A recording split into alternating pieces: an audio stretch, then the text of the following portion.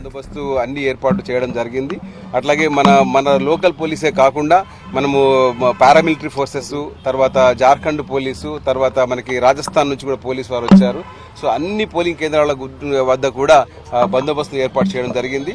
సమస్యాత్మక కేంద్రాల వద్ద మనం పారామిలిటరీ ఫోర్సెస్ని కూడా పెట్టడం జరిగింది. అట్లాగే సమస్యాత్మక కేంద్రాల వద్ద మనము సీసీటీవీస్ని అవుట్ సైడ్ కూడా మనం ఏర్పాటు చేయడం జరిగింది. ఈ విధంగా అన్ని కట్టుదిట్టమైనటువంటి బందోబస్తు ఏర్పాటు చేయడం జరిగింది. ఇంతవరకు అందిన సమాచారం ప్రకారంగా అన్ని పోలింగ్ కేంద్రాలు 7 గంటలకే ఉదయం election commission of India time ప్రకారంగా 7 గంటలకు ఉదయం స్టార్ట్ అయిపోయింది. ఇంతవరకు కూడా ఎక్కడ కూడా ఎలాంటి అవాంఛనీయ సంఘటనలు జరగకుండా పోలింగ్ ప్రశాంతంగా సాగుతూ ఉంది. అన్ని ప్లేసెస్లో కూడా మా పార్టీ వాళ్ళు మొబైల్ పార్టీస్ కానివ్వండి, స్ట్రైకింగ్ ఫోర్సెస్ కానివ్వండి, స్పెషల్ స్ట్రైకింగ్ ఫోర్సెస్ కానివ్వండి, అన్ని కూడా అప్రమత్తంగా ఉండి ఎక్కడ కూడా ఎలాంటి అవాంఛనీయ సంఘటన జరగకుండా అన్ని బందోబస్తు ఏర్పాటు చేయడం జరుగుతూ ఉంది.